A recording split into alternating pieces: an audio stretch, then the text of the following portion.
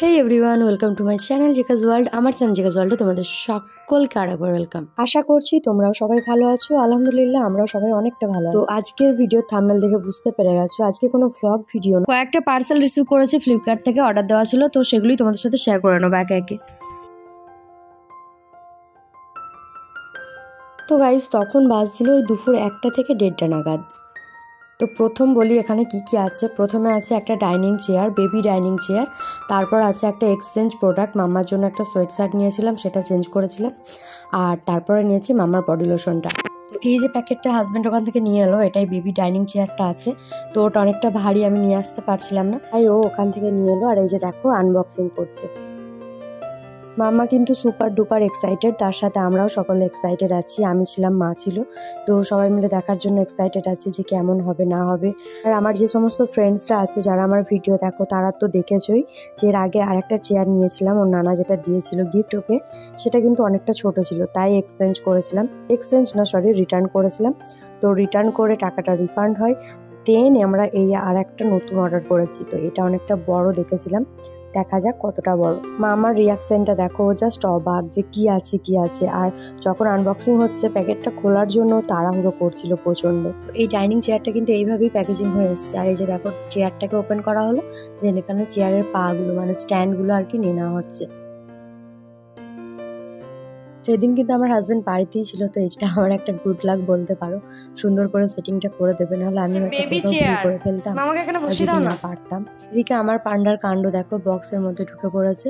এবার ভাবছি ওকে পার্সেল করে ওর নানানের কাছে পাঠিয়ে দিই কিছুদিনের জন্য। এত ঠান্ডা পড়েছে, কিছুতেই একটা গায়ে সোয়েটার রাখছে না, একটা গরম কিছু পড়ছে না। আর তার উপর সারা রাত্রি আমাকে নিয়ে টানাটানি করছে, শুধু ব্রেস্ট ফিডিং করবে। এত যন্ত্রণাটা, এই শীতে যে ব্ল্যাঙ্কেট ছেড়ে ওকে যে ফিডিং করাবো, এটা যে কতটা কষ্ট। এই সমস্ত ব্যাপারগুলো যারা নতুন মা বা মা হয়েছো তারাই কিন্তু একমাত্র বুঝতে পারবে। আর আদার্স ছেলেরা মানে যে সমস্ত বাবারা আছো তারা খুব একটা বুঝবে না। কারণটা কি হলো, কালকে রাত্রি একটা ঘটনা বলি। মাম্মা প্রচণ্ড কান্নাকাটি করছে, ঠিক আছে। আমি ভাবছি তাহলে হয়তো খিদে পেয়েছে, তো ওর মুখের কাছে মাম মাম করছি, মামা মাম খাবেন, খাবার খাবেন? তো হাঁ করছে। সঙ্গে সঙ্গে গিয়ে ওর জন্য স্যালাড গুলে আনলাম। রাত্রি তখন 12টা বাজে। ওকে 2-4 বার দেওয়ার পর আর কিছুতেই খাবারটা নিচ্ছে না। তো একবার ভাবো, ওই রাত্রি 12টার সময় কিচেনে গিয়ে দুধ গরম করে এনে স্যালাডগুলোর জন্য খাবার আনছি, তো সেটাও 2 থেকে 3 বার কি 4 বার নিয়েছে। আর বাকি 10 বারের পুরো খাবারটাই পড়ে আছে। আমি তো ট্রাই করবই, যেহেতু আমি ওর মা, যে না আরও যদি 2 বার নেয়, আরও 2 বার যদি নেয় তাহলে রাত্রে ওর পেটটা ভরে থাকবে আর ভালো করে ঘুমাবে। বাচ্চাদের পেট না ভরে থাকলে রাত্রিবেলা একদম ভালো করে ঘুমায় না। তো সেই অবস্থায় যদি বাবা এই কথাটা বলে যে না ছেড়ে দাও, বমি করে দেবে, এরপর যদি বমি করে দেয় কি হবে, ছেড়ে দাও আর খাওয়াতে হয় না, তাহলে কতটা বিরক্ত লাগে। কোথাও সেও চেষ্টা করবে যে না আমি কোনো রকম করে খেলা দেখিয়ে দেখিয়ে ওকে খাওয়ানোর চেষ্টা করি, কি মামাম কষ্ট করে এনেছে, ও যতই না বুঝুক, বাট ও তো খেলার ছলেও একবার মুখটা হাঁ করতে পারে। তো সেই জিনিসগুলো করবো না, এগুলো প্রচন্ড রাগ লাগে আমার। 4টে পা সমান লাগছে না, ওইদিকে একটা ছোট আছে মনে হচ্ছে।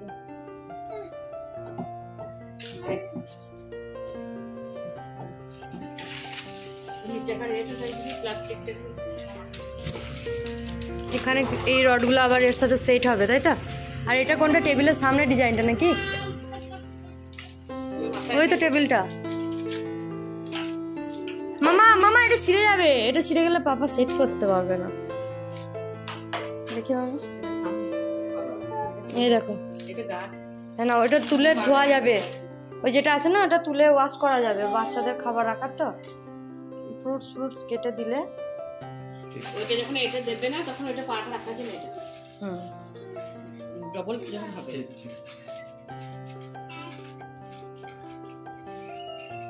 সুন্দর এইগুলো দেখো, সে বাঘের থাবা, পায়ের থাবা করা আছে, টেডিগুলোর যেরকম পায়ের থাবা হয়।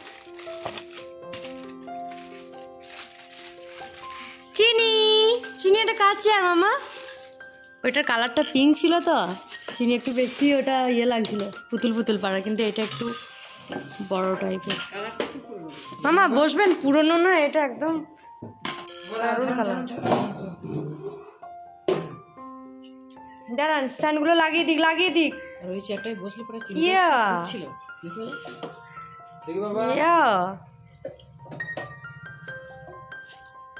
মামা পড়ে যাবে মামা, অনেকটাই লং আছে। মামা। তো এই চেয়ারটা যেহেতু ডবল স্ট্যান্ড, অনেকটাই লম্বা দেখতে পাচ্ছ, অনেকটা লং আছে, তো মামার একটু বেশ বড় টাইম পর্যন্ত ইউজ করতে পারবে। কি বলো তোমরা? আর আমরা ওখানে সবাই আলোচনা করছিলাম কালারটার জন্য। আগেরটার কালারটা ছিল বেবি পিঙ্কের সাথে হোয়াইট, তো খুব ভালো লাগছিল কম্বিনেশনটা। আর এটাও লাইট স্কাই কালার, তো এটা একটু বেশ লুকটা একটু অন্যরকম টাইপের, আর ওটা একটু কিউট কিউট ছিল। তো মা বলছে এই কালারটা একটু পুরনো টাইপের। আমি যে পুরনো না, এটাও খুব সুন্দর, বাট ওটা একটু বাচ্চাদের তো পিঙ্ক কালারটা একটু বেশি পছন্দ হয় না, পিঙ্কটা ভালো লাগে। বেবি পিঙ্ক কালারটা, লাইট পিঙ্ক, ডিপ পিঙ্ক, বাচ্চাদেরকে পিঙ্ক কালারটা একটু বেশি ভালো লাগে, তো সেই জন্য ওটা একটু বেশি খেলছিল। বাট এটাও ভালো লাগছে, খুবই সুন্দর। আর ততক্ষণে দেখো আমি এখানে যে এক্সচেঞ্জ প্রোডাক্টটা ছিল সেটাকে একটু ট্রাই করছি, মামাকে পরিয়েছি। সাইজটা দেখে মনে হচ্ছে যে হ্যাঁ একটু বড় সাইজে এসছে, একটু না অনেকটাই বড়। বাট আমার আগের প্রোডাক্টটা কী ছিল, চেনটা কাটা ছিল, সামনের দিকে একটা চেন আছে, ওটা কাটা ছিল। বাট এটা সব দেখে নিলাম আগে, তো ঠিকঠাকই আছে, আর অনেকটা লং, তো যাই হোক ব্যবহার করা যাবে। কোয়ালিটি একদম ওকে। ওই দাম নিয়েছে 257 এরকম, 257 টাকা মতো, ওই 300 টাকার মধ্যেই। তো বেশ ভালোই কোয়ালিটি, তার মানে প্রাইস অ্যাকর্ডিং ঠিকই আছে। অনেকটাই লং বলে আমি আবার ওকে দেখে হাসাহাসি করছি। দেখি লাইভ রেজাল্ট, অনেকটা মোটা, এটা গরম হবে কিন্তু প্রচন্ড। ওয়াও, দেখি আমাদের পান্ডাকে, দেখি দেখো, ওকে ভালো লাগছে না? সাইজ একটু বড় হয়েছে, বাট ওর বুবু বললো না, ফেরত দিতে হয় না, ঠিকই আছে, ভালো লাগছে। মামা খুব মনোযোগ সহকারে সমস্তটা দেখছে, আর ওখানে বসতে চাইছে বারবার। অনেকটা টাইম লাগবে সেট করতে, সেট করুক, আমি এখনো স্নান করিনি, স্নান করে আসি, দিয়ে তারপর ফাইনাল লুকটা তোমাদের সাথে শেয়ার করবো।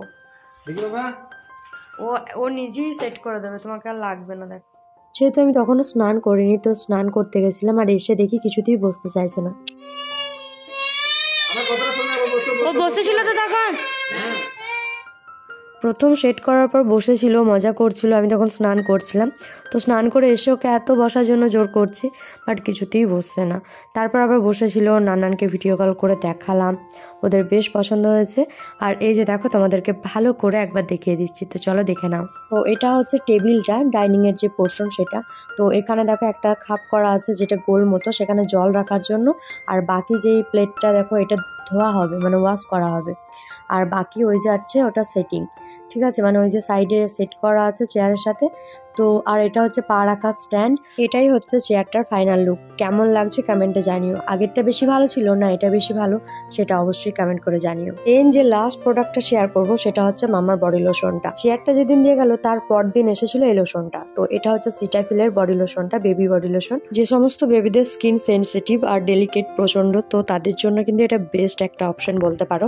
এই প্রোডাক্টটা কিন্তু আমাকে কেউ সাজেস্ট করেনি, এটা কিন্তু আমি নিজেই সিলেক্ট করেছিলাম মামার জন্য।